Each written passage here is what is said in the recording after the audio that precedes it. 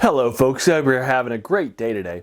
Today I want to take a look at People of the Black Circle. It is a novella, kind of another one that's written by, in the Conan series, written by Robert E. Howard for Weird Tales. It's published in Weird Tales in September 34, and so you can kind of take a look at it there. It kind of comes, even though it's written just a couple of years after the first story, it comes kind of in the middle, probably more like the early half of the middle stories that are written by Robert E. Howard. And in my collection here, it's an 80-page story, so you have an opportunity to really take a deep dive into it. It's almost, it's probably 20 or 30 pages shorter than novels that I've read that I've reviewed for you by people like Michael Moorcock and such. So this is very much a deep dive into the world of Hyperborea and the other Conan people. It takes place in a part of the world that's different. It's over in the eastern side.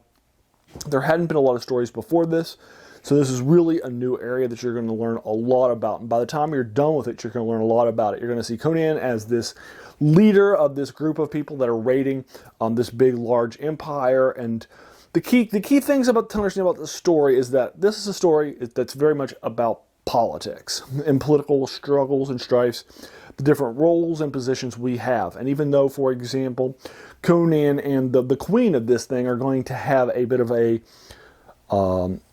definitely being drawn together, they're never going to do anything because their roles will never let them do anything because he's raiding her nation, right? So you're going to see that. So let's go ahead and get started with this. I'm just going to give you a quick synopsis of it because it's long. I don't want to spend too much time with it, and I'll probably leave you off probably about halfway through the story.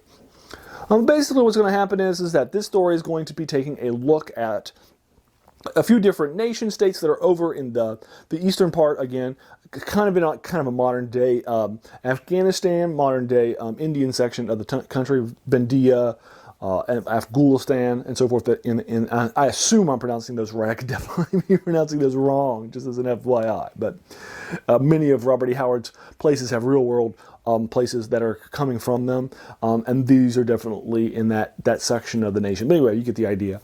It's set out in that way. There's a few different nations and different states and different kings out there. You're going to have one of the people that's there is this king who's the brother of this woman who you're going to be introduced to later on. And there's going to be involved with Conan, who's, again, kind of this raider and this antagonist for his nation. They're going to get involved with a number of different things. He's going to wind up kidnapping some of Conan's men, 7 of his men. And so in order to get them back, Conan realizes that he can raid the palace and take his sister and then trade her for his men, because she'll probably be more valuable to him than the 7 of his men, as raiders are. So he does so. And that begins sort of this intersection and intertwining between Conan and the other characters. What's going to wind up happening, and the story has a lot of story that's not from the viewpoint of Conan, which is interesting, and you're going to get a lot of world building that's happening from the other characters that are involved in the plot. You're going to have a lot of backstabbing, other people that are creating alliances, reaching out to other people, Conan trying to help out and trying to take out people, and so forth. And there's this whirlwind of different alliances, backbreaking, and so forth that's going to happen while different things are happening, different magics being used, and so forth. I'll leave it to you at that. I'm just going to give you those basic plot lines because I don't want to spoil that for you, because I think that there's a lot of easily spoil. I think if I were to tell you details that were just a third of the way through, I'd be giving you like spoilers for the end. So I'm only going to give you the basic beats of this story, and that's it. A little bit different than some of my other synopses for you, but I don't want to spoil this for you. I'll link it to you below if you're interested in it. But again, one of the things I really like about this story, and it's my 4th favorite Conan story, is that it's very different. It reads very differently than the other ones. It has a lot of political intrigue in it. There's still lots of fighting. So don't get me wrong when I say that political intrigue. It has more in common with, George R.R. Martin's, A Song of Ice and Fire, or as it does to, Tolkien, right? Or something like that. It's more political, or the Amber series by Rogers Zelazny or something like that. There's a lot of political intrigue. There's alliances that are constantly changing and evolving, and people backstabbing each other and super surprised. This person who, you get the idea. It's very much this sort of political intrigue along the fighting that's happening too. And a lot of the sort of positions will impact who they are, what they can do. But another thing I really like in this too is that there's a lot of world building in the magical side of things.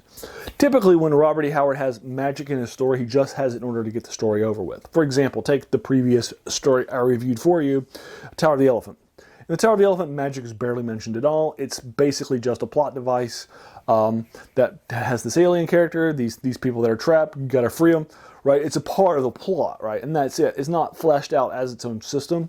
Here it is. Here it's very different. And also this story is very different than that one too. That one was kind of this fun adventure, go into a tower, you know, go find this from this wizard Yara and find this really rich gem and come back with it. That's the plot of the story, right? It's very simple. Now what's going to happen in the story is going to change as things happen, and the needs of our characters are going to change too as they learn more. But that's the basic plot of the story, right?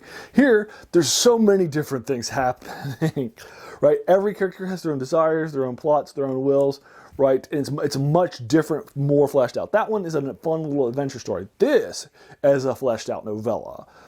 There's a lot more things happening in this story than there could ever happen in Tower.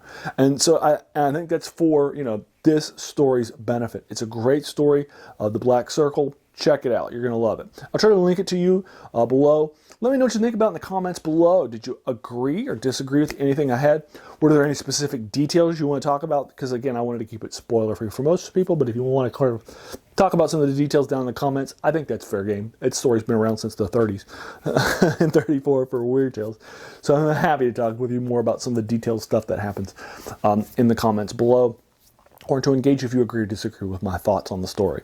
And hey, if you liked this video, please feel encouraged to hit that subscribe button, because there's going to be so many more of these sort of classic reviews of short stories in fantasy, horror, and science fiction that are either novellas, short stories, or full-flow novels that I do for you folks. And finally, if you watch this video all the way to the end, I just want to thank you for taking some time out of your day. We all have busy days, busy lives, and so many things happening. So the fact that you spent this time with me, that's very, very humbling, and I appreciate that. So thanks again, and have a good one.